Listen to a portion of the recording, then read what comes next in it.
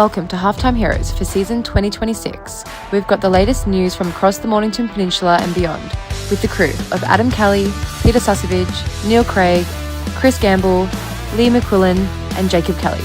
Take it away, boys. G'day sports fans and welcome to the Halftime Heroes. It looks a little thin on the edge, but we're going to get to that very, very shortly. Welcome to the Halftime Heroes. It's been a huge week in the MPFNL as well as Division 1 and Division 2 with some very, very interesting word of the month, interesting results in both divisions with a shake-up of the ladder. We've had some beautiful conditions what saw over the weekend. Crowds were aplenty, but usually, as I do each and every week, I go around the panel and she's a little bit light on. But joining me to my right, your left, is the master button pusher. We don't often see him on the panel, but he's had to come away from the buttons and he's joining us on the panel. Chief, hello to you. Looks like there's been a data breach. There has. What do you mean? Well, we're getting reports through. We'll go through those shortly. I know. Jeez, this is bigger than breaking news. Breaking news. How are you? Yeah, fantastic. Good week. A great weekend of footy. Did you get to any games? No, but I did go. I did take my wife on another lovely date down to Snitz. How many schnitzels is done? 2. I didn't. They got a great deal. They got a good deal on at the moment. No, it's always at the time on the menu. Oh, 2 schnitz. I always thought it was just 1 schnitzel. Oh, just top it up for $7. Oh, so add a schnitz for 7. 7. Freaking fantastic. Look at you go. Love Woo-hoo! it. So 2 birds. Yep. 3 birds. Is it 3, you reckon? Oh, the missus. Yeah. JK joining us. Welcome back to the garage. How are you? Yeah, good, mate. Good to be here after we said last week that I wasn't going to be here. But yeah, I know. We've late had to appearance because we're light on. We're light on. It just would have been me and the chief, and she would have been up the shit, wouldn't it? Would have been over in 7 minutes. That's what she said. So, absent from the garage, we have Chris Gamble.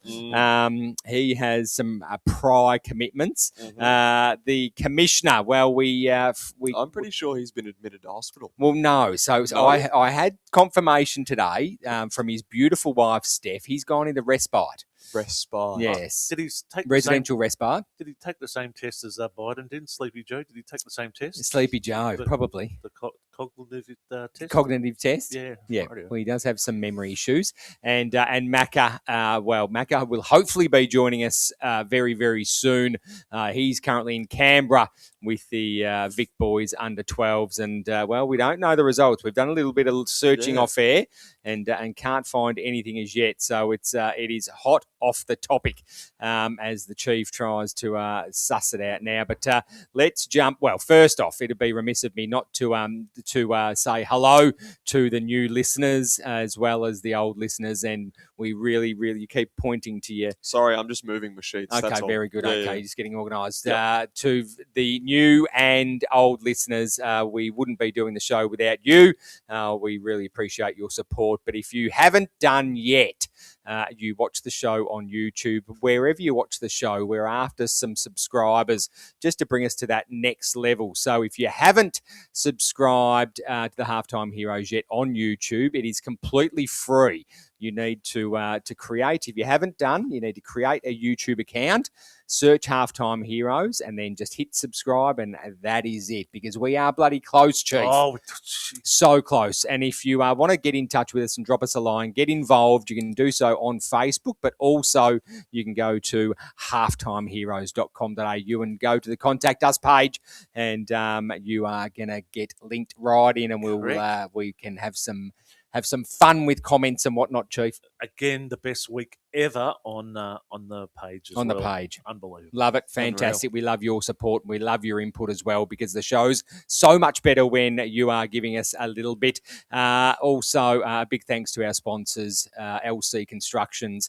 First year on board, Luke and Cole. Make sure if you've got anything that's big or small, pergolas, decks, bloody extensions. Yep. They are they're your boys to go and look Scoreboards? at. Also scoreboards. Yeah, well they did the addition to the Rosebud Rooms. So they built out the Rosebud Rooms, and it is incredible what they've done there. Might be a case for a scoreboard after scoreboard. we talk about stuff Well, like that's that. true too. That's true. And Never some know. lobotomies maybe. Oh! As well as Impact Glass and Glazing and Wickham Glass and, of course, Toyota of Rosebud, Mornington and Frankston. But let's jump straight into Division 1. It was played out on Saturday, the 1st of August. And now we're going to do things a little bit differently just because we're a little bit light on with the intel, Chief, aren't we? No, I've got some. You've got some. Yeah. Okay. What do you want the scone recipe? Or No, it's got to be football. Intel. Yes, Yes, right, football related. Intel. So of course we will leave the Analyse of Dramana game until last. I'm going to have a little look at that because that was the halftime hero selection table match of the round, and it comes with controversy. Don't you worry about that. Hot off the press, just got a message. So we will get into that very shortly. But right now, let's jump over to Glover Reserve, where we saw an absolute nail biter, one of the comebacks of the year. It was 10-15-75, defeating the Pines by 13 points, 9-8-62. And I'm hearing that it was one of the best quarters of football that Devon have put together. They were definitely up and about. Joel Hillis, Kai Quirk, Jack Wilson, Levi Churchill, and Dean Kent in the best for Devon. And for the Pines, it was Kane McKenzie, Russell Gabriel, Jacob Boyle, Guy Hendry, and Jonathan Hayden. Look, here they come. Here come Devon. The social media, everyone was watching at different locations, in particular this score and the Mount Eliza score, and just seeing what was the permutation that was going on. Permutation. 100%. Well, and three-quarter time, it was over. Yeah. Yep. There was nothing, and then this little ticker on Player HQ started going off. We had other people on media as well, putting through their social media as well, but their Player HQ was outdated. So we had all different scores all going different across, scores coming going through. at different cross. So it got a bit confusing. So 5 goals to 2 in the last quarter. Not to mention, it's 5 goals, 7-2, boys. So that's 12 scoring shots in the last quarter compared to their 2. What they have, 13 scoring shots for the first 3 quarters. Yep. So they've absolutely turned it on here. And then if you look in the best, you've got Joel Hillis, Kai Quirk, Dean Kent.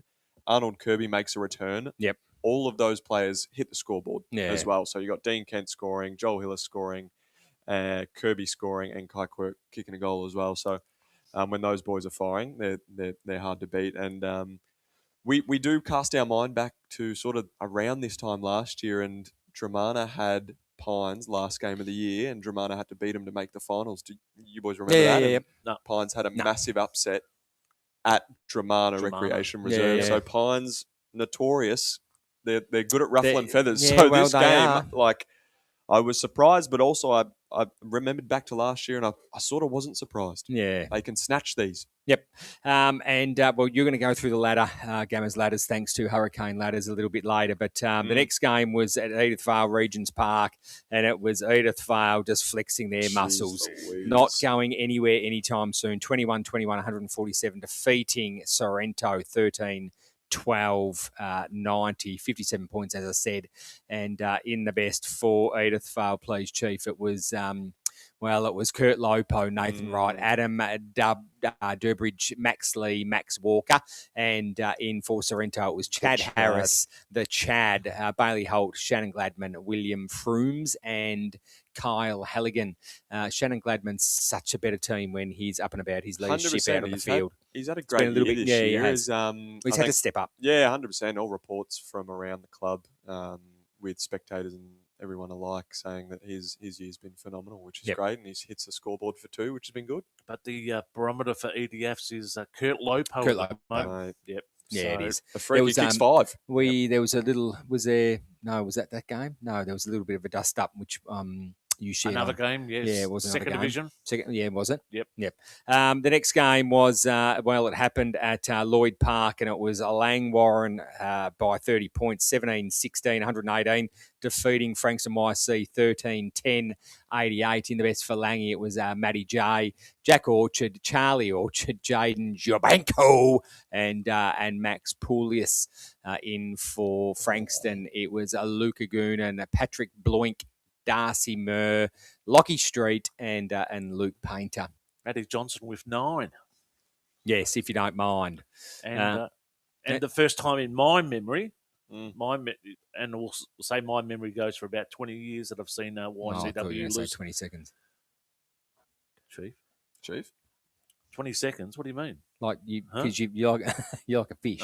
Yeah, 20 years. 20 years is YCW, 4 on the trot. Oh, losses. 100%. What's since 20 years? Oh, that's what I'm tipping. Yeah, okay. With that 9-goal performance, Matthew Johnson goes up to 67 goals for the year and leading by 14 goals in the goal scoring. Oh, wow. Got a 6. Wow. One. So. With how many rounds? Only 3 rounds to go. Yep. And the next game, well, it was Mornington at home, and they were up against Rosebud, 73 points. They went down to Rosebud at 24-22, 166 to 14-9-93. It was a gallant effort from Mornington, Chief. Well, I don't know. Mate, it's Is this a case of Danny Aids has pulled 10 off the ground in the last quarter? Well, and plus 2 big ruckmen. Yeah, for true. the game. Yeah, yep. Oh yeah, both the Gummos were out. Yeah, so. Geez, there's some firepower in the belly left at Rosebud. So yeah, well, we spoke to Huss, and I remember Huss saying that they weren't confident that they'd seen their best footy played this year, and I think they're finally starting to hit some straps. Yep. So and that on the home deck at Mornington with a young crew, they've done very well. 12 Rosebud, 12 different goal scorers. Blake Kivers kicks 5, Dicko kicks 4, Callum White kicks 3, Mitch White kicks 3, Lockie Williams kicks 2, and then singles to a whole heap of other players. Yep. Oh, Matthew Cumming did play, he kicked a goal. So there you go. So it was only one coming out. And that was Stephen, not available to play. In the best for Mornington, it was Matty LaFontaine, Ned Moody, Travis Barden, Jack Galvin, and Ryder Collins. And in for Rosebud, your mate, Liam Tiddy, Tid, Jake, Noah Powell, Curtis Taylor, Kirk Dixon, and Blake Kuipers. And how could you not? 9 goals between those two. Yep. Yeah, 100%. Doing very well, Rosebud. Yeah, they're hitting form, I think. Yeah, what was that? 46 scoring shots for the day. That's impressive. That'd be up there for this year, I think. I think Langy have gotten up there because they're very offensively minded. But yeah, that's a huge score from Rosebud, 166 points. That's massive. Now the next score, courtesy of the Melbourne Magistrates Court. Yes, well, could be the county tribunal, the county court. County court, order in the court. So we've just had. Well, I'll go into it first. So the halftime heroes selection table match of the round. It was Manaliza at Emil Madsen Reserve taking on Dramana. One of the first of the year, it was a draw, 12-4-76. Manaliza to Dramana, 11-10. 76. And in the best, hang on, just wait, cool your jets. I can feel you just champing at the bit. Just shut your face for a second. Finn Bain, Alice Bain, Jeremy Burton, Connor Riley, and Tommy Freeman. And in for Dramana, it was Josh Gertz, Toby Gertz, Jai Taylor, Nick Collier, and Sam Gertz. That blonde-headed... Oh, the blonde-headed guy that you had... Dnick Collier. Oh, did very well. Well, he's been named in the best. You'd hope so. But absolutely hot off the press. And this is probably old news by the time you're listening and watching this. But we might put a special together and just put it out there. Yeah, well, I think, I'll maybe. just cut it out. Yep. Yeah? Yep. Okay, all right. We'll Sounds just, like don't cut it out, leave it in. Yeah. But then just copy Put it back in. Put just here. I don't know how it works. Just make it work. Parts went this way. Yeah. Parts went that way. And I put them back apart. It was, hot, as I keep saying, and everyone's just hanging on with bated breath here. But, we've just heard some mail straight out of AFL Vic that there has been a review of the scoreboard. And in fact, Mount Eliza in the third quarter kicked a point. Therefore, Mount Eliza win by a point, 12-5-77, defeating Dramana Tigers 11-10-76. So how about that? Interestingly, at time of recording we're doing now, Player HQ has still not been updated. Although it has been reviewed. The official message was that, where are we? It was the second quarter, sorry, not the third. So a muck up in scores in the second quarter, which is going to have a massive impact on the ladder too for later on, Jake. So completely screws all my notes. Oh, yeah, well, pretty much. Wow. But if we just do, well, so... No, we'll get there. We'll get there. We'll get there. It'll be right. Jake, if you want to bring us quickly through that game, which was a selection table match for the round, please. Yeah, 100%. So Dramana really probably let this one slip with 11-10. So kicking let them down. So we look at Mount Eliza's very efficient kicking 12-5 versus Dramana's 11-10. So Dramana definitely had the ability to put this game away, but just failed Poor to kicking. do so, yeah. One notable, Tommy Freeman, who was good for them late last year. I remember him being in the best sort of leading up to the finals a lot, played some good footy last year. He's come through the twos. I think he played 2 or 3 games through the twos and makes his senior debut on the weekend, and then he's back in the best straight away. So awesome story for him. I'm not sure if he was returning from injury or what the go was there, but for him to be back playing for them and getting in the best is very good. Tommy Freeman. What else have I got here? Oh, Rat. Obviously, I had a note about Sammy Fowler kicking that point at the end of the game. But could have been a goal. It could have been a goal. And he'll be dirty with that. He'll be very well, filthy seeing with as that. they've Caliber gone of down player, by a 100%. point. 100%. And they kick, or if play HQ's right, they've kicked 2 points to tie it up at the end of the game. So they kicked a point a couple of minutes before that. And then Sam Fowler kicks a point. To Freeman juggles a mark Mhm. and then is, in my view, seeing the footage, it was a mark, wasn't paid the mark. Oh, was it rushed? No, so just Tom Freeman then was tackled to the ground, in my view, fairly. The umpires regarded it as rough conduct and awarded the free kick and then carded the player. And then, but interestingly, with a... was that Riley Davis that got carded? Yes. Number 6? Yep. And it was just, it was just so, The umpire, again, hasn't made his decision on the spot. He's gone and conferred with other umpires, which to me... It's iffy, isn't it? It's a bit iffy. Yep. Don't if you see a report it. Yeah, just card it straight off the bat. Yeah. Don't go and confer worry about with it later. Umpires. Yeah, just so card. That puts an element of doubt in it. That's my view. Yep. I'm allowed to have my view. You are. That's true. We're allowed our views on Halftime Heroes. Yeah. So very interesting. What took place and there. If you get the chance, folks, watch the last 10 minutes of play. Very, very interesting. That rounds out what was round 15, sorry.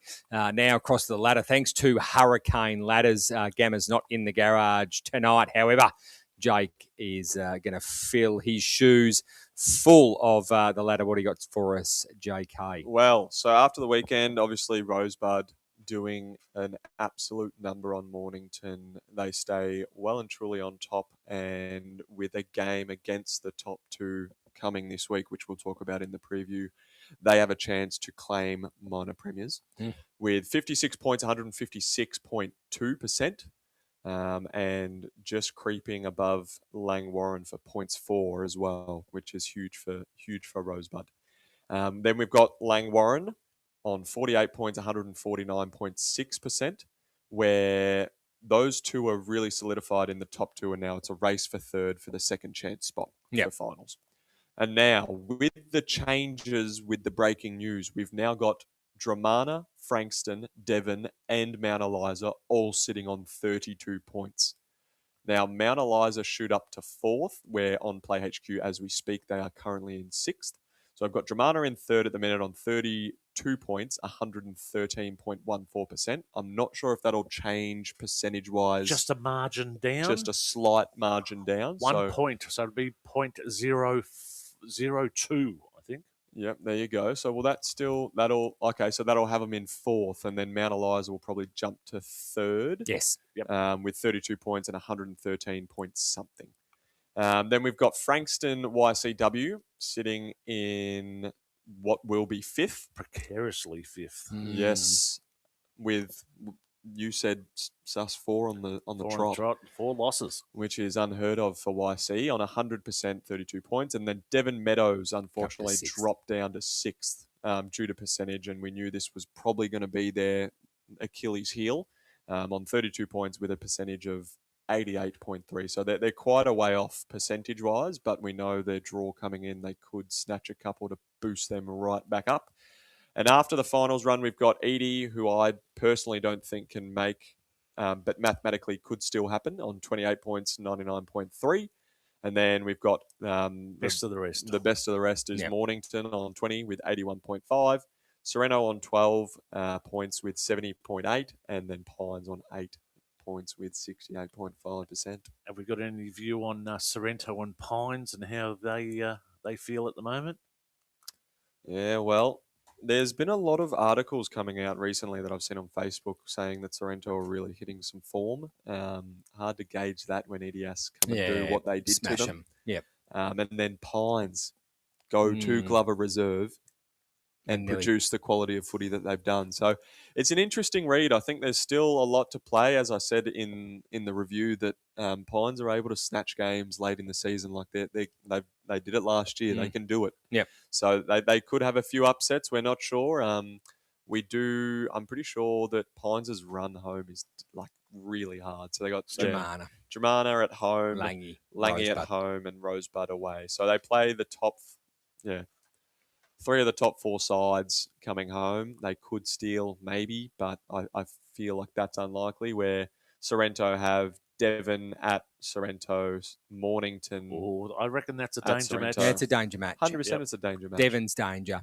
Devon's danger as Frankston well. YC's even danger. 100%. So Sorrento could, realistically, pinch at least one of those games. Three of them are gettable. I'd say they're all gettable. Most of Division 1 will be at the Pines games, and they will be barracking for the opposition as hard as they would ever barrack for their own team. 100% they would. I think it's there's a lot of people in Div 1 looking forward to Pines going down into Division 2. 100%. It's a real Collingwood situation, isn't it? If you It don't love Pines, you hate it. Yeah, it's right. It's and that's just how it rolls. Yeah, exactly. There's always a team like that. Right. So I think you a year or two correct. in Division 2 doesn't hurt. No, it doesn't. No, exactly Doesn't right. at all. New coach.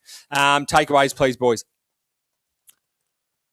Crickets. Well, no, you have a go. Absolute fucking crickets. I was going to say Dramana Mount Eliza, but obviously that result being changed shakes things up. Right. So I'll still stick with that. And now that we've got from 4th to 6th all tied on points. Yep. Like, when was the last time we would have had that? So this next 3 rounds is going to be absolutely chock-a-block with must-see footy. It's going to be amazing. Yep. Chief.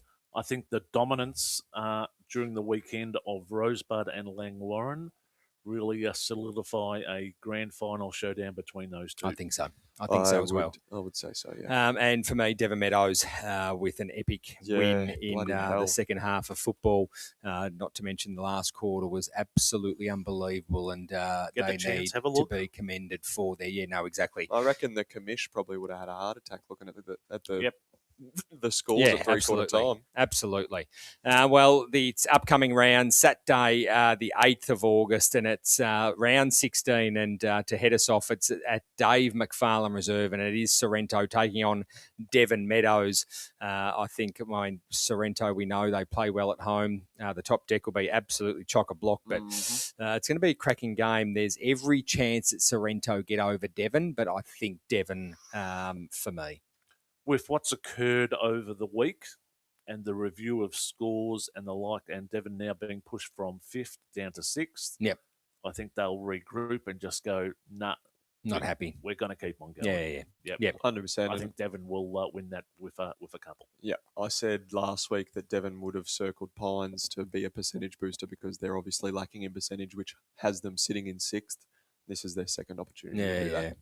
Yeah. So Devon for me. Devon for all. Yep. Very, very good. The next game is at Eric Bell Reserve, and it is Pines taking on Dramana Football Netball Club.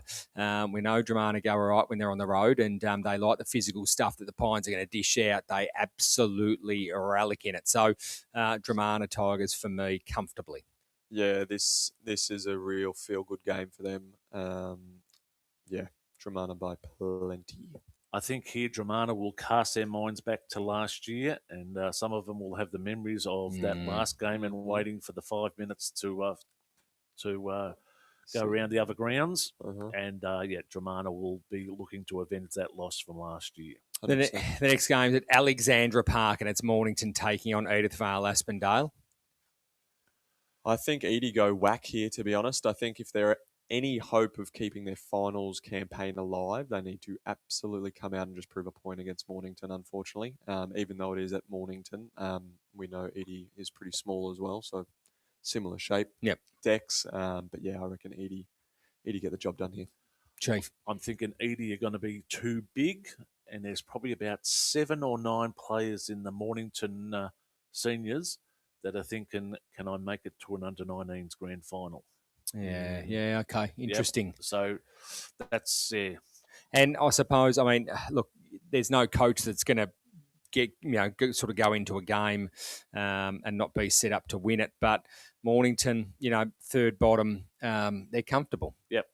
They're comfortable. Job's done for the year. Yeah, exactly right. Yep. Exactly right. They know they're the best of the best of the best of the list. Yeah, the best of the list. Exactly right. Best and least. But yeah, no, I think Mornington as a club would probably be looking at trying to get some silverware in the 19s. Yep. So we know that notoriously, I think they've got 9 to 11 players that are under 21, with a handful of those being still eligible for 19s. Yep. Just making sure they've hit that quota of playing enough games. Good one. Good point. Very good point. Big yell out to Jet Simmons, who kicked another 7 on the weekend. Unreal. Jeez Louise. Rolled up at Bowls and on Friday night and there you go. steered his team to 4 wins. There you go. Very Unreal. good. The next game's at John Coburn Oval, and it's Frankston YCW taking on Mount Eliza. They are going to be up and about with those 4 points that's just come across the desk at Halftime Heroes. Mount Eliza for me, although Frankston will run them ragged, I reckon, at home.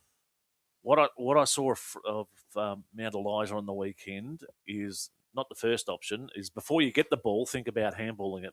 If you're a handball statistician for Mount Eliza, you would need a super... Yeah, you're working overtime. You need a supercomputer. Everything was handball. So, yep.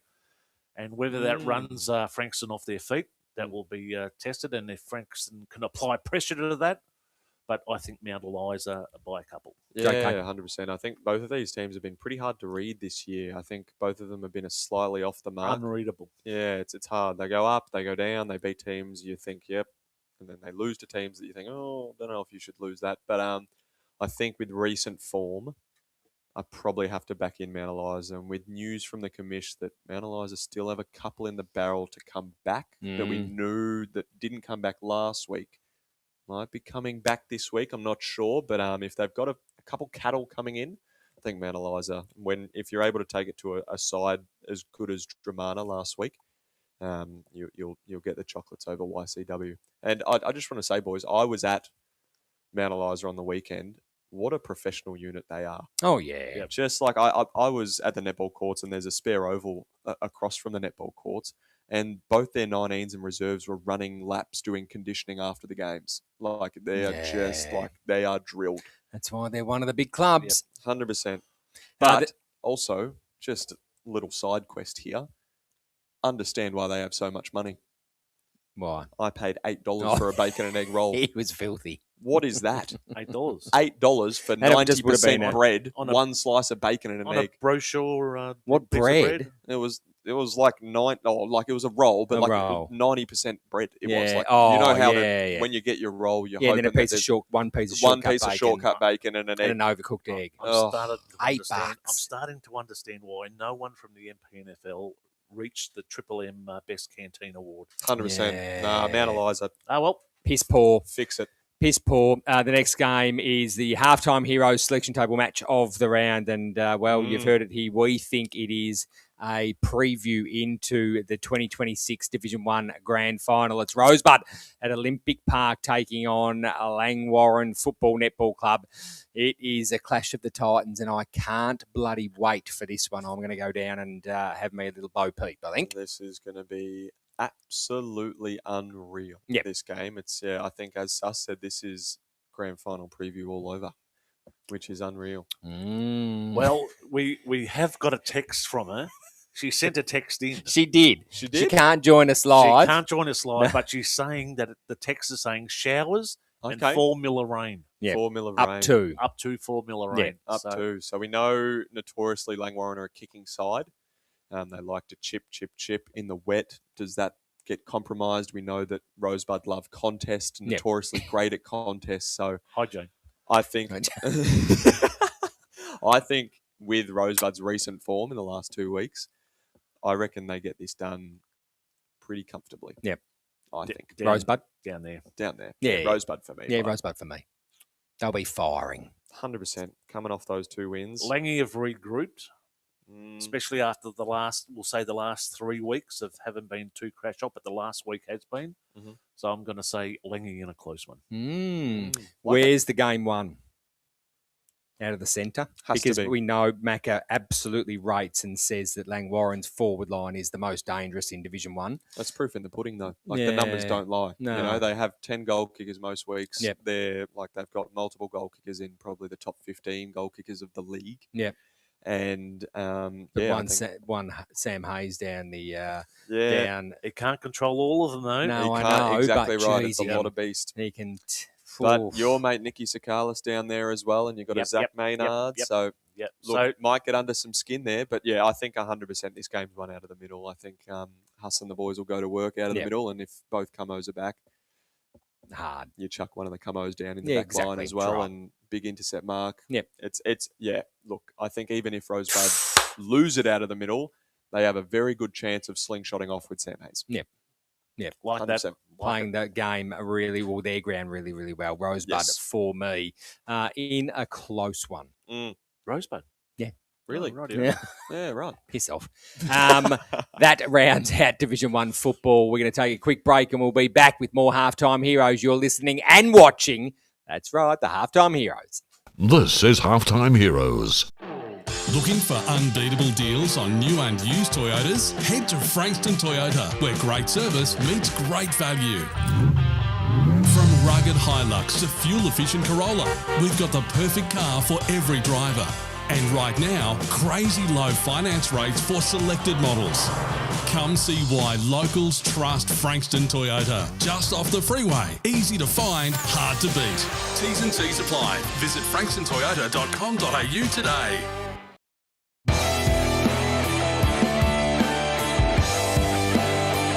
It's a hurricane. It's a hurricane. It's a hurricane. Welcome back to Halftime Heroes, the latest on local sport across the Mornington Peninsula. Welcome back to the Halftime Heroes. Well, with the Commissioner in respite to give his beautiful wife, Steph, a break, there will be no cone of silence and no coach's corner. What's respite? What do they do there? Does he have to get his... No, not going there. No, Is he getting it's a the Patrick thermometer. Foster? It's Yeah. the thermometer in the date. I think Is it? in Is the it? old in the annals. In the annals. Yeah. Well, normally it's the thing in the ear now, but Commissioner's Not for the old commission. school. The No, commission loves old They school. don't have the infrared stuff? No. No, no way. What, like a freezer? No, it's in freezer the ear. won't take your temperature. No, No, mate. right. By the time the nurse gets in there, the commissioner's already up on his haunches, presenting, and he and he just gives a little cough, and in goes the thermometer, and he does a big smile with a yelp, and away he goes. Is the commissioner? He's all about the presentation. Is the commish? Well, it was Division 2, and boy, oh boy, we saw some amazing results in the end, but no more than the fraudsters themselves. It was it was Frankston taking on Red Hill at Baxter Park, and just the scores, please, Chief. I think I've absolutely 13-6, 84 to Red Hills 7-12, 54. At one point during this game, there was I think to one end there were no goals scored for like 2.5 quarters. Oh, wow. yeah, which is fucking Baxter Park. No, it was at Oh. the northern end. There was not a puff thing. Oh, freaking really? blowing. There you go. Interesting. Well, I think with this, as much as it is to my disgust, we can probably put the whole fraudsters thing to rest. Oh yeah, not getting. really? I Put think it to so. rest. Yeah, I think with how they're travelling, Put it to and rest. I guess we can put it to bed. No, realistically, boys, it was fuel. it was always fuel. It was always fuel. I wasn't tried it? to get the Bombers up and about. That's it. I knew how good they were last And you year, and they heard just that- weren't performing. So I needed to just light something. So what about That's the it. fat bar they got against you? Yeah, well, it is what it is. And you knew it was Lego heads last year. I knew they were gonna get right eventually. Exactly. It 100%. was always going to happen. In the best four, Frankston, it was Definitely going to happen with this. well, man. it was Harry Pryor, Mitchell Quigley, Orion Marks Logan, Spencer Robertson, and Samuel Latrell. That's what they say. Very handy. That's what they say on Player HQ. But from what I saw, there were some different best on players. So Matty Robson kicked Yes, 7, you said it off air. and Samuel Latrell. How do you not make the best when you kick 7? I don't know. Maybe they're just trying to hide him from somebody. I don't Well, know. he did like this. There's direct correlation of when Bombers started becoming a little bit more competitive with top sides, as to when Matty Robinson started coming to play. Yep. There you go. Kick 7. And even chucking Grant down at on the back In the line. I reckon that watching that I saw that on socials. Yeah, like that- that was going off. that even spooked me. That Yeah, yeah. so let It's alone smart the though, opposition. you know what I mean? Yep. Like you have a coach behind the ball. Like why wouldn't you? Yeah, Do yeah. you know what I mean? Like he's just pointing the shots, calling them. Like Yeah. it's very smart. Well, So- it's well coached by One JJ. of the best on Mm. ground that I thought was Hunter Blackford. Did very, very well. So cheer out to him. He did very well. on the day. Cheerio. Matthew Emmanuel, Oliver Puller, John Gosling, and Sam Fletcher, and Lockie Hodder in the best for Red Hill. It puts a little bit of a dampener on their run home. It does for Red Hill, but I mean, yeah, Mac has said what they go 5 they straight? Win, yeah, they win the rest. Oh, Macca was saying Red Hill win the rest, but yeah, Not they lose anymore. this one. will Just you- some intel on Matty Robinson, boys. So plays round 1 and 2, then is nowhere to be found until round 10, 11, and 12. Takes round 13 off and then plays 14, 15, and 16. He has kicked 31 goals in 9 games this year. Going okay. Yeah, Very wow. influential is Matty Robinson And for wow. that club. His leading was exceptional. Can play the boy. The next game was Crib Point taking on a Bomb Beach down at Crib Point Recreation Reserve. And it was Bonnie way too strong, 29-129, defeating Crib Point at home 12-10-82 in the best for Cribby Chief. It was Joshua Lagrasse, Will Stewart, Harrison DeCluver. Morrison. Yeah, whatever. Joel, sorry about that, H. Joel Wiskin and Max Vercode. Some very, very handy best players in for Cribby, and in for Bomb Beach. It was Tommy Hogan, Liam Hullett, Sonny Peckett, Roland DeBias, and Chris Hall. Now, I think we've been JK. saying Roland's name wrong all season. When I cast my mind back to when we had Jamie Molo, and I think it's Roland DiBiase, DiBiase. I believe. Yep. So, yeah, good pickup. I believe he's just re-signed. Not on the halftime heroes. He's a Roland DeBias. He's a Roland DeBiase. Don't give a Shizzle. Right out. Liam Hewitt kicked 7. Yeah, he's been good, hasn't he? Yep. He's been really good for and them. their jump on the start to kick 7 goals in the first Yeah, quarter, yeah. and then carry it on from there. It's hard, isn't it? 4, 3, and 6. That's Yeah, good from Jamie very- Molo's mob. It's very stamped. Very Their foot good. in the foot in Absolutely. the ground, saying, you know what, boys, we are definitely best of the rest. Yep. And we're going to show it. And So- the other- Not a great third quarter, but then come out and kick 6 in the last, Yep. And, just to cement the victory. and There you go. Tommy Hogan. Tommy Hogan as well. I reckon I'd have to look at his stats for best on.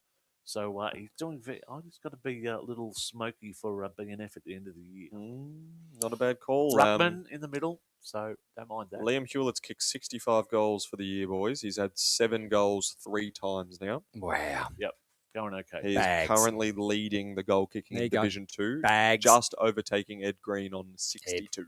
The next, that man Speaking there, of. the next game, speaking of, exactly, it was down at RJ Rowley Reserve, and it was Rye getting the chocolates over Hastings, 13-18-96, defeating Hastings by 17 points, Chief, 12-7-79 in... Neck and neck for a Didn't long have it time. their own this way. one. No. Who went? I think a lot of people went for Hastings, didn't they? Yep. Yeah, I didn't back They right. did. You didn't? No. I did. I did. Well played for you. In the best four, right, it was Taj Campbell, Farrell, Peter Hampton, Justin Barnes, Harrison Doughton, and McLeod Jamison. And in for the Stings, it was Lockie Wallace, Tommy Machillo, Jackson Machillo, Luke Hewitt, and Ben King. Rye go whack when they need to go whack. What a shitty second quarter, though, with only, 1 goal, 6 they kicked in the second quarter. It's promising, chipped though. over in the grass a couple of times. Yeah. It's like this is definitely the highest scoring we've seen Rye in recent times, probably in the last month and a half, as well as the fact of like how many scoring shots 31 they've had. shots. Yeah. You know what I mean? Like that's really good for Rye considering the form they've been in. Yep. Do you know what I mean? So hopefully we can have a promising finish to the year and, really challenge the 5, I suppose. But Kev's mob have done well to match them to 100%. 3/4 Yeah, time. no, absolutely. Big time, especially with some of the stars that they've got missing as well. There was a photo I saw on Facebook of Ed Green. Absolutely, he did love it, didn't he? He gets around it. He loves it. He's all for the boys. He truly wears that jumper with so much pride. He loves Rye. Good spread of goal kickers too, gents, with Rye having plenty, but also a good even spread. Thomas Machillo kicks 5 for Hastings. Ben King 3. They got some players, don't Coming they? through. They really, really do. The next game, though, however, it was Coringal taking on a just foaming Somerville at Coringal Recreation Reserve. It was Somerville in the end by 101 points, if you don't mind.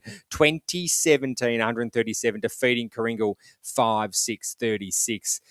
This was definitely on the cards after Frankston Bombers touched them up last week. They had a point to prove, and also they had to get their old percentage up a little bit too, because that's going to worry them towards the end. In the best for Coringal, though, it was Harley Callahan, Matt Friendly, Josh Cornish, Caleb Black, and Max Turner. And in for Summy, Gammas had Jack Moroney, Luke Burton. Great to see Birdo, the old boy, back in the best. Lockie Gilrenoof, Mason DeWitt. Betty tucked him in that night, and Bailey Backer as well. I think Birdo's just signed on too at the ripe age of 57. So he's going around for one more year, Birdo, which is awesome. Kicks 3, though. Can still play. Yeah, I can still play. Can still very much If you don't pay him attention, he'll cut you up. Oh, big time. All over the ground. Yep. So I had some intel from spectators at the game and said that, Summy come as a very professional outfit and went whackety. It's your new best friend, isn't it? It is. My man.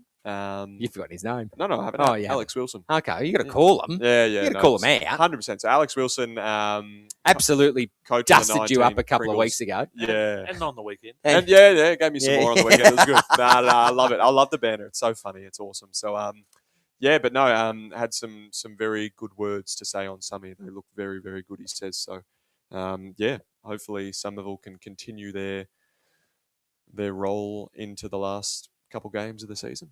Very good. The next game was at RF Miles Reserve on the Frankston line. It was 18-12-120, defeating Tyab by 74 points, 8-10-46. Chief in the best for Seaford. It was Bryce Lloyd, Kobe Frey, Brody Scully, Joel Filipponi, and Macklin Rain. Rain. Brody Scully kicks 5, Hugh Park kicks 3, and Macklin Rain makes just a huge difference in that lineup. There's no question. In for Tyab, though, it was Harley Dale, Zachary Haig, Jude Morley, Thomas Hose, and Connor Morgan. Thomas Hose, for me, wins the Yabs best and fairest. There's no question. Just about to ask that question. Yeah. Who wins it out of Harley Dale and Thomas Hose? Yeah, I think it has to be Tommy Hose, doesn't it? Yeah, one of the two. They've been in the best so many times. Exactly. So consistent. Absolutely consistent. And the last game, it was the selection table match of the round, and it was Chelsea taking on Pearsall. I would have liked to have seen a closer game, but Chelsea just flexed their muscles and prove why they're more than likely going to take out minor premiership. But it was 15-12-102, defeating Pearsall by 46 points in the end, 8-8-56, and it was at Chelsea. And in the best for Chelsea, it was, please, Chief. It was Sean Downey, Jack Wallace, Jordan Kelly, Kyle Harrison, and Todd Gardner. If you don't mind, just a few absolute guns in there. Very good. In for Pearsdale, it was Robbie Arnott, Luke Sitneri, Hugh Jones, Ethan Vag, and Kai Harris. Now the dust up. Had a bit of lemon and sauce in this one. It did have a bit of lemon and sauce, didn't it? A little bit of feeling. Yeah, so, coming up the finals, they're just trying to press each other and, 100% it was always going to be that, I hear a wasn't couple of reports, so we'll, again, it'd be great to find out what the actual reports are and have a list of reports so we can get on those. But, Imagine a world. Yeah. Imagine a world if they spoke to the number one media outlet in the MPFNL. Yep. SUA and, Yep. Why would they? I don't know. Yeah, exactly. Yeah, exactly right. So, Jake, you've got some intel on this game, please. Yeah, so obviously Pearsdale coming off a 9-goal winning streak, and we cast our minds back, and it's very Somerville-esque of last year. So we know Somerville start off the year last year very down in the dumps, and then go on this massive winning streak, and I think they win 10 out of their last 11 or something heading into finals. And Pearsdale have done very much the same. They dropped games to Rye, Frankston Bombers, and some teams earlier that you wouldn't think they'd drop. Yep. And then they just turn things around and, they play really, really well. 9-game winning streak. They come up against flag favourites, Chelsea. And Chelsea come out with a point to prove, clearly. 8 scoring shots to 2 in the first quarter. And then, to be up 10 goals at three-quarter time, that's a statement from Chelsea. So, it's pretty big. I'm assuming that Chelsea might have pulled a few in the last quarter, possibly being up 10 goals. But yeah, Sean Downey steps up, kicks 3 goals. But yeah, with this win, we cast our minds back to round 9 when they first met this year, and Pearsdale got them by 33 points at Pearsdale, and then Chelsea just come out, and obviously they've watched those tapes a bit and said, you know what, we are the big dogs of this league, and we're gonna put our foot right on your throat and really solidify. Take the scalp. Just taking big scalps. So, they snap a 9-game win streak from Pearsdale, gone. Yep. And, really, really proving the point that they are flag favourites, Chelsea, of this league. And when they're firing, they can do whatever they want. Yep. And that's my takeaway for the just to prelude the takeaways is Chelsea are overwhelming favourites now for a grand final berth. And at this stage, the premiership. Interesting. You could throw a absolute carpet over the remaining 4 in the top 5. Yep. For me, Bomb Beach, and from where they've come in such a short amount of time with Jamie Molo, huge fan of Jamie, and he's a huge fan of the Halftime Heroes. But what he's been able to do in such a short amount of time, albeit against Crib Point, but Crib Point they've been up there, not going so well at the moment on and off the field from all reports. But Bomb Beach, for me, they just keep getting stronger and stronger. And next year, I can't wait to see what they're going to bring to Division 2. And a big shout out, we'll probably call it in the preview for some things happening at Bond Beach this weekend as well. Good lunch happening down that way. I would say my takeaway for Div 2 is probably the fact I think Chelsea have secured minor premiership, and they are similar to you, Chief. I think they've stumped themselves really flag favourites here, and it's really just sort of fighting for who's going to play them. Now, is the ladder right? Is there any score reviews on this round for Division 2? Or if there is, I'm in a world of hurt. Right, yeah. No, I think we're good in Division 2. Division 1 shocked me a little, but Division 2, I think we're good. So we take it away, thanks to Hurricane Ladders, of course. Indeed. So we've got Chelsea getting your next job complete step by step.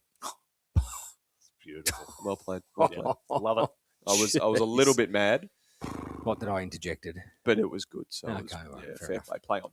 So, Chelsea, top of the ladder, sitting with 56 points at a whopping 188.6%. So, with that percentage, I think they solidify minor premiers for me, even though, Chelsea could drop the last 2 games and Somerville could win the last 2 games. They'd finish on the same amount of points, but I think the percentage boosts Chelsea way up there. And then we've got Somerville with a convincing win on the weekend, jumping up into solo second with 48 points, 145.7%. Doesn't it seem like Somerville have lost more than 4 matches? It just seems. I think they've meant more. Yep. We look at Summy and I think we hold Somerville, like I know myself personally, I've had Summy and Chelsea in the flag, like if further flag favourites all year. Yep. And I think we probably would have expected Somerville to be similarly around the mark as to where Chelsea is at the moment. But with that being said, They've won 12. They've won 12 and Yep. only lost 4. So Yep. they've done very, very well. And I think their this season is a lot more sustainable than they were last year. You know, they had to rely on win after win after win, getting up so many weeks in a row. Hard to do. Where if you sprinkle a few losses in there, some of them are going to be cherry ripe for the finals. You know, like they don't have to rely on win after win after win. They're good to go. And I think their list is coming back. Yeah, exactly Yep. right. So I think Somerville, and we'll talk about it in the preview a bit more, will definitely solidify their second chance spot in the top 3. But yeah, it's more so who's fighting for that third spot. Similar to Div 1, but not as solidified, I'd say. With Seaford in third at 44 points and 140.6.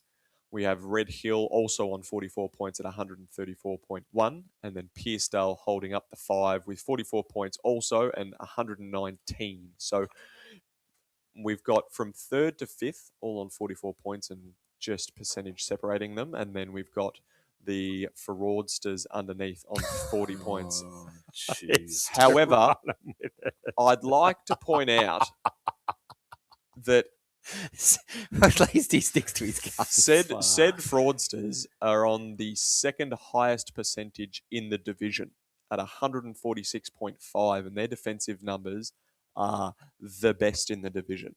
Yep. So clearly they're doing something right. It's just closing out the games they need to close out. And look, they have put words in my mouth, or they've made me eat my words rather, beating Somerville and Red Hill on the trot. So they've got 2 games left to solidify their spot in the 5 and, try and make sure that they're at least on equal points with the 5th spot because we know that percentage will get them over. So we look at the rest of the ladder. Rye on 36 points, 87.1. They're unfortunately way off with percentage. Percentage will get so them. they won't be a sniff. But sort of looking at the best of the rest pretty much. Bomb Beach on 28 with 93.9 with that convincing win on the weekend boosting their percentage very well. Crib Point on 20 points with 89.0. Hastings with 16 points, 74.4. Coringal, 8 points, 52. And Tyab still yet to open the account with 33.8. Now, boys, I did want to go have a look. Obviously, we're lacking a little bit of intel tonight. But From who? from the commish, obviously, mate. Yep. Clearly. Yeah, exactly. The only guy that brings intel. So he's half a piece of paper that's scrunched up with some kind of fucking Scribble scribble on it. 100%. But I wanted to compare where teams were last year compared to this year and really sort of justify why I've called said team fraudsters. So we cast our minds back Justifying to his shit call. 2025. Wow. We think about the ladder. How did the year pan out? Bring us back. Frankston winning by 100 points every week. So we have last year, Frankston Bombers finish the year on top with 64 points and a whopping percentage of 234%. Massive. So that is massive. Absolute floggings left, right and centre. Where are they now in 6th? Wow. What's happened? Yep. List hasn't changed that much.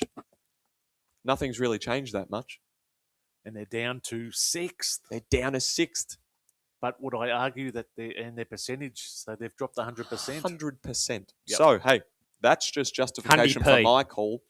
But then we have Pearcedale that was sitting second on 52 points, 138%. Devon, who won the premiership from third on 48 points, 138. Chelsea on 48 points, 135. Somerville 48 points, 124.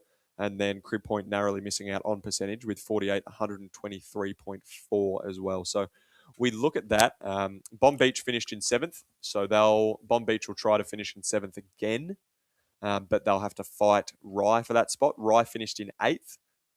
They are now sitting in 7th. So flip those two. And then Seaford the big riser boys.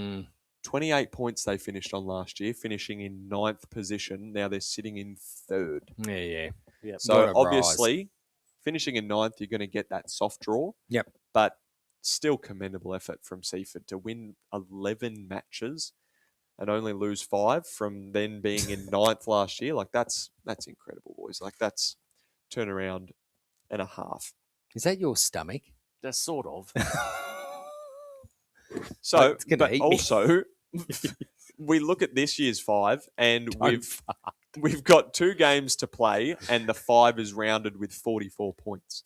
So we're probably looking at a similar sort of win rate where 12 wins is a minimum to make the 5 this year. It's either his guts or it's there's a thunderstorm. There's a low pressure system. Come on. Let's get through it. I can't concentrate. Alrighty, well, that's all I really It's wanted like to a go growling fucking dog. Very good from you, JK.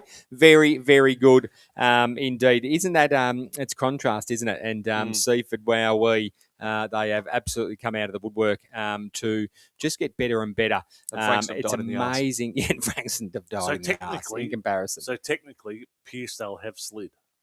Technically, they have. Yes, Yep. that's So right. I was never wrong. And Frankston have No, been, I'm not have even been saying that have word. been fraudulent. They've been fraudulent They've in been some games. fraudulent in some games. Well, it's round 17 and it's happening on Saturday, the 8th of August. And the first game is Bomb Beach taking on Red Hill at Bomb Beach Reserve. Big revenge game for Jamie Bolo. Yeah, big revenge game. Not that there's any real bad blood there, to be no honest, bad blood. but- It was Jamie's decision to leave. But I think, Bomb Beach are going along very nicely. But Red Hill also. And Jamie he'd say he knows that list exceptionally well, but they're playing a different style of football of which Jamie's not too familiar with. But I think Red Hill, they bounce back and they beat, they get the chocolates over Bomb Beach, I think. Yep. I think Red Hill by a couple. Yeah, I think this is obviously like you circle this game as if you're Red Hill, and like this is a nice game to have just before the finals get right, sort of thing. But I think Bomb Beach will test them at home. Yep. I don't think it'll be a big wallop like we think it will be. I think Bomb Beach will keep it closer. So Red Hill by 2-3 goals. I cannot see a halftime hero selection match of the round in this round. We've chosen against It is putts. Yeah. So with the Red, I just find it hard for Red Hill looking at their This match would on have the to weekend. be the match of the round, this one, Potentially, right but, here. But Red Yeah. Hill would have to discover their forward line to get up and win this. Their forward line didn't perform on the weekend. They would want to fine-tune that before finals, and here's the opportunity to do it now. 100%. Totally agree. So This is the halftime heroes Hill. match of the round. it is. It is. We've established that. So Red Hill 3 for of you. us are going Red Red Hill. Yeah, absolutely. So, yeah, okay. There You ain't just much spoke to about Bomb Beach for 3 minutes and then still went Red Hill. Yep. You're just talking them up. No, I was talking Red Hill. Okay. Yep. So the next game is Chelsea taking on Crib Point at Chelsea Recreation Reserve, and it's just, well, they'll put the cones out, won't they? Yep. They'll put the cones Then out. they'll They'll start just- playing footy. Yeah. They'll put the cones out. That'll be. They'll have a few cones. No, and no. We don't. But they'll look to Marijuana's not a consolidate here. drug. They're not going to let this one slide. They will go for maximum points again. As we see, they don't rest many. No, they don't. Yep. So They didn't. They don't. They didn't against Tyre. Well, they rested 3. Well, 2. They rested 2. notables. So Yep. 2 notables. Let's see if they do this time. Yeah, do we'll they? see. We'll Surely see. they do. I'll- Chelsea for all. The next Yep. game is at Baxter Park, and it's Frankston Bombers taking on Hastings. Give me Hastings. Yeah, well, Nah, I'm just kidding. no. Hastings will want to be competitive across at least 2 of the 4 quarters, and I think they will do that. Kev will take that every day of the week, but Frankston Bombers, they are just getting better and better towards the pointy end of the competition. I think Frankston by at least 10 goals. Yeah, I think you might be right. The next game is at Coringal Football Netball Club, and it's Coringal hosting Seaford. Neighbours, yes. No, not again. There's a couple Fuck. in There's between. still more. There's Bomb Yeah, Beach. got No, there's not Bomb Beach. two Coringal, buses to get- Seaford. two buses on Is the it 2 train. buses? I don't Yeah. think it is. Coringal taking on Seaford. Seaford, for me, very, very comfortably by 60 odd. Yep. Yeah, Seaford will fine tune what they need to fine tune to go into finals, I think, and it'll all work out really well. Very, very good Seaford for all. The next game is down at the pond, and it's It's isn't it some kind of cup? Some kind of post? No, Nah. fucking hell. Tyab taking on Pearsdale at down at the pond. Pearsdale. Yep. And after the last weekend, I think Pearsdale they'll be by a ton. seeking revenge. Yeah, they will be from seeking the weekend revenge. just And gone. unfortunately, the Yabs just have to cop it, don't they? I got it wrong. I said Cruise West to kick 7 last week. I meant this week Cruise West to kick 7. Fair enough. Yeah. Oh, that's what I That's thought. that's my I think fault. everyone thought you said that, so don't stress it. Yeah, cool. The next game to round out what will be around 17 to be played on Saturday, the 8th of August. It's going to be Somerville taking on Rye at Somerville Recreation Reserve. We know that Somerville, they don't like playing their ground all that well. No. However, they do not drop this game. There is no way in hell do they drop this game. Always a against tough Rye. game, though. It is. But I think Somerville will overcome that. Yep. Me too. I think there was that point was proven earlier in the year too. After Rye beat them last year, I think that was probably a wake up call for Sammy. But yeah, when Somerville met them earlier in the year, they stomped them unfortunately. By 31 points. So I think, Rye obviously coming off a decent performance against Hastings, but just not convincing enough to challenge Somerville this week. Unfortunately, I think Somerville are, after that loss against the Bombers, I think Sammy are really trying to find their straps and fine-tune everything, and I think they'll do so against Rye, and I think, once again, this might be a 10-goal sort of operation for Sammy. Yep. They need to keep, there's no question they need to keep adding to that Things percentage. rolling, for sure. Yeah, absolutely. That rounds out Division 2 football. Coming up next, we have you, the Chieftain, and your pallets. Have you got us something? Yes. Yep. Last minute? Yep. Oh, I know what it's about. Yes. You are listening and watching the Halftime Heroes. We're going to be back very, very shortly with the Chiefs pallets, and we're going to wind this right up. This is Halftime Heroes. Looking for unbeatable deals on new and used Toyotas? Head to Frankston Toyota, where great service meets great value. From rugged Hilux to fuel-efficient Corolla, we've got the perfect car for every driver. And right now, crazy low finance rates for selected models. Come see why locals trust Frankston Toyota. Just off the freeway. Easy to find, hard to beat. T's and C's apply. Visit frankstontoyota.com.au today.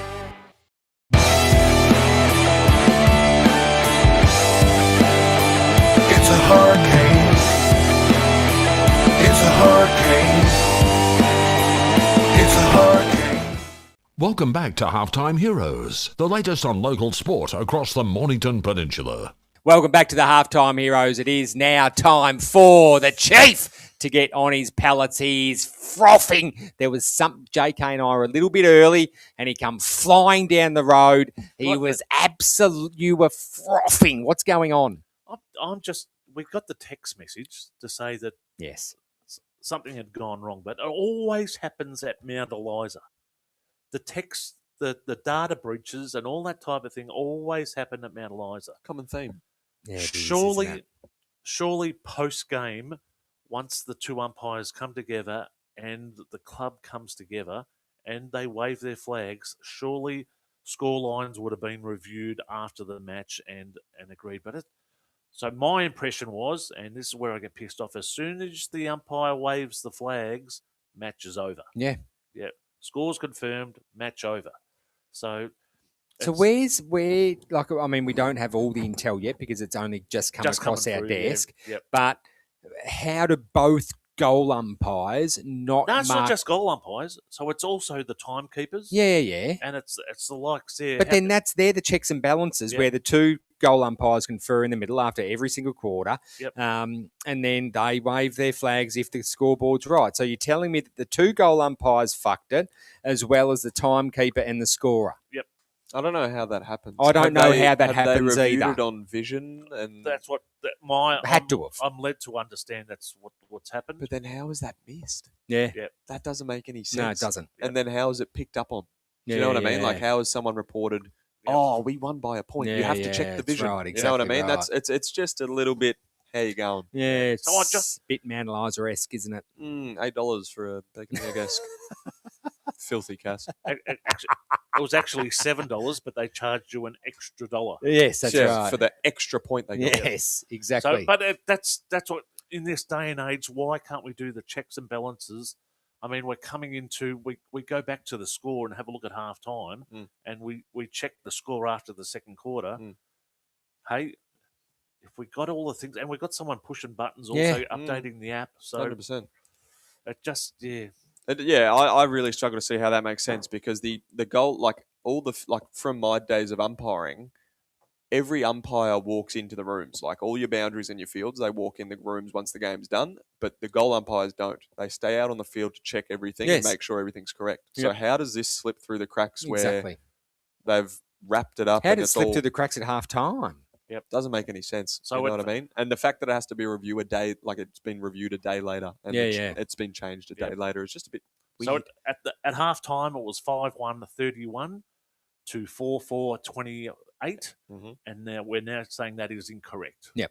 So whether it's a point to Mount Eliza or take a point off, or vice versa to Dramana. Yeah. So these they should be sorted out on the day, folks. That's my grief. Yep. And across the board, also from not just MPFNL, but across the board in other leagues and competitions as well as the AFL. I've heard lots this week that the umpiring was absolutely woeful. So maybe they're getting a little bit tired, getting towards the pointy end of the competition. And I think it's and I honestly think that the umpires have too much on their plate. 100%. It's not necessarily the umpire's fault. Like you see No, it at it's AFL not. level, you know what I mean? Yeah. Like all the rule changes and stuff that they have to deal with. on the interpretation. I have don't to even interpret so many understand it rules. watching footy. Yeah, you know what I mean? Like I don't get half the rules with the stand. Like it's hard. Yeah, it is hard. And it's It is hard. unfortunately They do a made tough job. our game. They grim. do a tough job. Just quickly, boys, we did forget to mention in the preview for the next round, Shane McDonald's Macca's lunch for Bomb Beach. So 300 games coming up. 300 games. They're hosting. Bomb Beach are hosting a very nice lunch for Macca. They'll have that down at the club against Red Hill, which will be a very, very nice function. So go get your tickets, folks. Go support a legend of the MPFNL. And what a legend he was across, many different styles of our great game, being interleague and whatnot. He was a great representative of MPFNL. Yes, he wasn't was. he? And still is. And still is, very much so. Also, too, before we go, it was remiss of me not to mention this in the Division 1 football show. I was contacted by Brett Whale McRae, the president of Rosebud Football Netball Club. And, they've got a big function coming up. It's going to be on Sunday, the 16th of August, and it's for Will Jewell, who's just starting his battle with Hodgkin's lymphoma. So love to the Jewell family, also to of course Will and his beautiful partner, and the baby as well, being Frankie, little Frankie. So tickets are $50. You can jump on their Facebook page to check that out as well. But the special guest speakers, Mike Sheehan, Darren Berry, Mal Brown and Cameron White. So that is Sunday the 16th of August in the War Rooms at Rosebud, at Olympic Park, Rosebud. But all proceeds go to Will, Ebony, Frankie and their little one on the way also. So he's got to fight up against him. But I know the Jewell family obviously will, and the whole Rosebud community as well as the MPFNL community will get behind Will and Will's beautiful partner, little Frankie, and one on the way. So good luck, and go to their Facebook page and make sure you purchase a ticket. Correct. That's a great idea. And what things are happening around the league is, I tell you what else is happening around the league is the chessboard of MPNFL as coaches is starting to take place. I know. And a couple of exits going off to the side and a couple of newbies coming in. So, yes, we see the Danny Aids moving on. Danny Aids moving on from Rosebud, going up to Far North Queensland. We see that Newey and Macca have been re-signed for 2027. Yep, they're up again. And good luck to Macca up in Canberra for his under-12s. Yep. Frankston Bombers also have signed a coach, which I was supposed to talk about last week, but Lee Stewart has been signed as Frankston's coach moving into next year as well. Yep. for Frankston Bombers. No, just keep it. Just hold No, it. no. Next year's a new year. Yep. And he's not here, so it doesn't matter. Yes. Yeah, exactly right. I'll be elsewhere. He'll be our UK correspondent, though, coming out of Liverpool Football Club. Hopefully, fingers crossed. Yep. That is a wrap from the Halftime Heroes. I'd like to thank our amazing sponsors, Toyota of Mornington, Rosebud, Frankston, as well as Impact Glass and Glazing, Wickham Glass, LC Constructions, Hurricane Ladders, the Little Court Co. Did I miss any? Inner Protein. Inner Protein. They're all there. Get your protein up. Thanks to these two knuckleheads beside me. JK, always a pleasure. Hey, love doing business. You absolutely saved our bacon because we would have been fucked, wouldn't we, Chief? I reckon we would have been good. We would have been all right. It would have been the best 7-minute show ever. Thank you to you, Chief. Beautiful. Well done. We sprung you up early and you quickly got things going and it was an absolute cracker. But you have been listening and watching the Halftime Heroes. Did I forget anything? Did I miss anything? I feel like I've missed something. Oh, also too. So we've had, which I haven't bought in this week. It's going to be next week with a full garage. But one of our listeners, Dazza from Safety Beach, has hooked us up with some of his finest Salami? beef jerky. Oh, Close. Ooh. Beef jerky. Beef jerky. So he's very good on the slow cooker, and the way he puts his marinade together is something. Yeah, so do I. But no, you love jerky. No, so we're gonna so thanks to Daz as well, and of course to our amazing new listeners and the current listeners and the old listeners that have been following us for 4+ years. We love you all. Don't forget to show your support on YouTube, Facebook, as well as the halftimeheroes.com.au. Send us a note and we'll read it out. No ladders this week, but we will... Double next week. Double. Jeez, really? Double. You need to get that just confirmed. Well, one will be the final. Yeah, no, they're okay, all set. all right. They're all Double set. ladders next week, so get your comments in early. We tried our best tonight. We were missing some of the greatest minds in football, excluding the commissioner, because, well, let's just be honest. I think of that, and it's that Simpsons scene when Homer's chasing the squirrel around the tree. I think that's what's happening up in the commissioner's head. But anyway, you are listening and watching the Halftime Heroes. Good morning, good afternoon, and good night.